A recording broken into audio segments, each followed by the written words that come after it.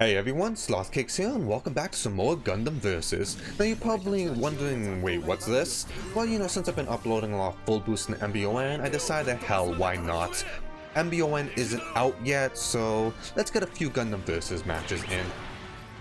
But the real reason is, I looked through my computer, found some files of some new gameplay, slapped them together, and now we have a video. Will this be the last Gundam Versus video? Probably not. But who knows, no promises. Let's just get to the match. Now we're going to be using the 500 cost new Gundam.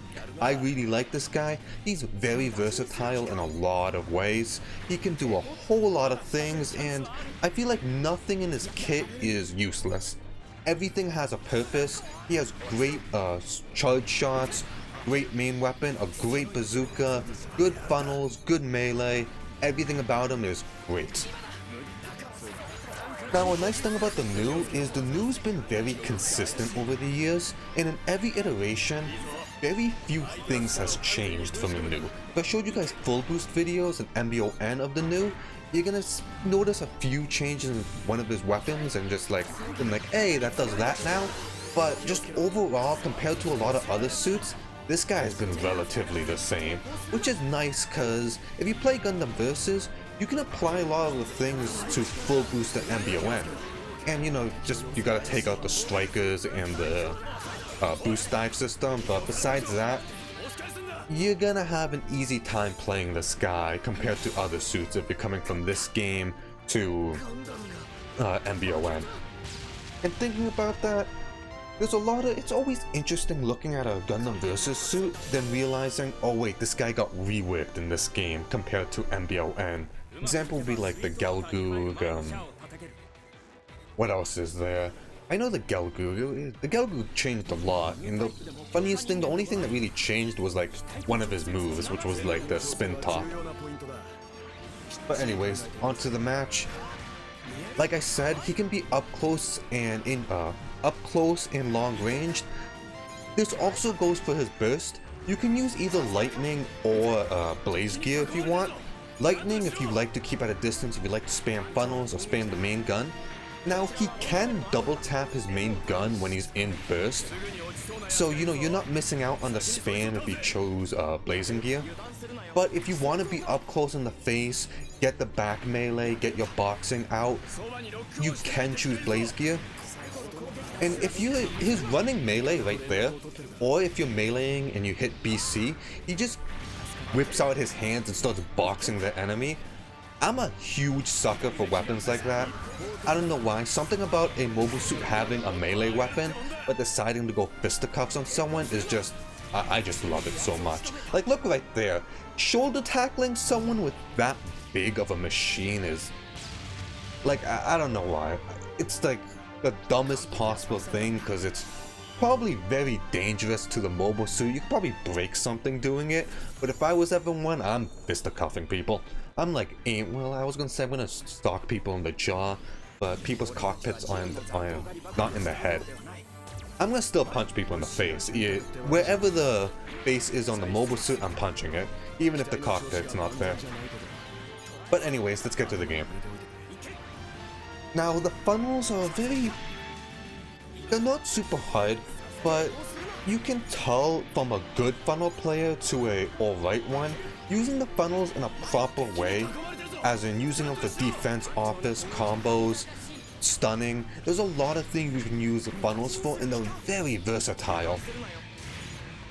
But there's two things that you don't want to do, and sometimes I'm looking at my gameplay and I'm thinking I'm one of those people, and one is being too funnel heavy.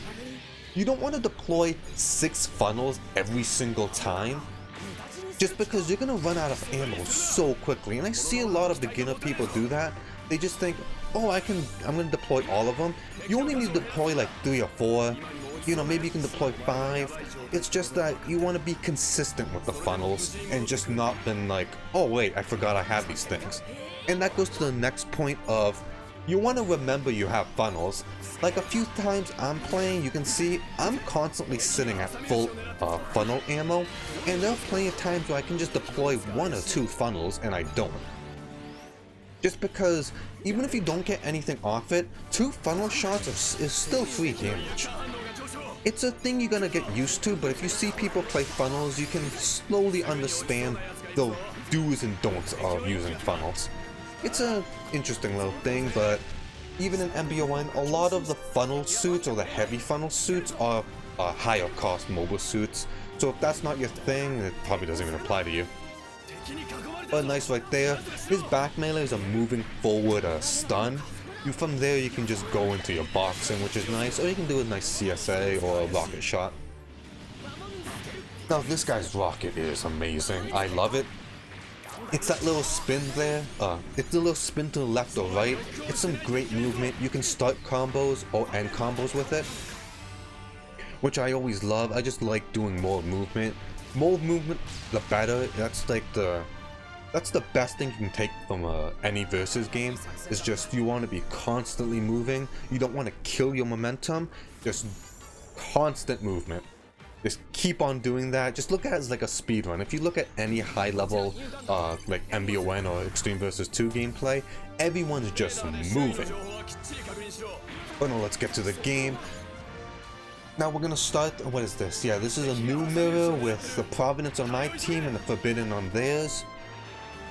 Now with a new or two funnel suits, it's gonna get this is the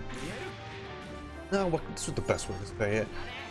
It's gonna be a war nutrition, just because at any point he can just decide to lay back, or I can decide to lay back, because both our mobile suits can do that. So we're both gonna do that right now. We're both pretty even. My Providence has more health than his Forbidden, which is nice, but me and the new are still low. And right now I'm just getting him at a distance. He's gonna pop his lightning gear, and he's not going to do much with it, which is great. The pyramid didn't do anything for me. I need to learn how to use that thing. I see some great things that people can do with that pyramid, but for some reason I just can't do it. It's a lot like the Zero system. Well, it's like a less cautious Zero system, because with the Zero system it's much shorter and you barely have any of it, and you only get once per life. But with the pyramid, you get a lot more. It's just that I see a lot of people waste it, including me. Same thing with the Zero system. But when someone knows how to use it, oh my god, it's amazing when they do it. But yeah, me and him died. We're both at full health, first one death. He popped his lightning gear again. I'm sitting at full. I popped my blaze. I'm gonna do my burst special, but sadly I get shot. So I didn't get the upward shot. I still did a lot of damage. Now I am in Blaze, so everything I'm doing is significantly more. And look at that, I'm just draining his health. Both of them at low health. That Nu's gonna die if he just gets sneezed on. And that Forbidden is very close to dying. He's one combo away. So at this point, my Providence is low health, so he's gonna keep back. But I'm very healthy, so I can just decide to choose who I'm gonna bully. And in those situations, it's very hard for the enemy. If it was like the other side, it was the Providence, like if we were the ones in the bad situation, it was the Providence with low health and me with high health. A good situation is, if you're the low health guy, run away, be a distraction. Don't be too passive where you're not even shooting anyone. Just be passive enough, shooting every so often, but focus on dodging everything. And if you're the one with the high health, go in. And that means that if the enemy is double locking on the low health person, just lock on to whoever's gonna die next and just go in and make sure they either A, regret double locking on, or B, go back to locking on one-on-one. Because that's a better situation than your teammate being double locked on. So right here, gonna get that Gion. A nice thing with the pyramid is if you're melee comboing, when you have the pyramid, a lot of people like to go in just because if the pyramid's up and you're in a melee combo, you can't be shot out of it, which means you can do some very heavy damage, and if you're in your burst, you're gonna do less damage with your burst special, just because the pyramid's up, meaning the last final shot's only gonna have one funnel in it. But it's a almost guaranteed combo, because they're gonna either have to get rid of the pyramid, which is gonna take a few shots, or go up and melee you. And if you have some good map awareness, you can decide which is which. But right here, we're fighting an easy 8 in the Gyan. This is very low cost. And with low cost matches, I just gotta say, that easy 8 was moving over there. He was flipping back and forth. Look at that. I love that thing in when people move like that with those ground mobile suits. I personally just really like the easy 8. But like I said, with low cost teams, it might seem like you're winning, but they can die a lot more than you can, and they also have a lot more burst than you can. So we gotta be a lot more precautious, especially me being at 500. But right now, they're at 100, we're at 700, we basically have this in the bag. I'm trying to say this nicely, but no, my funnels are gonna get him. Right there, I tried to sugarcoat it for you guys, but it would be extremely hard for them to win that, considering I had almost full health, my teammate had a lot of health, and we had 700 points left. But anyways, that was some Gundam new gameplay. Hope you guys like it. You know, I might do some more Gundam versus videos in the future. But you know, like always, my name is Slothcakes, and see you guys next time, and have a good one.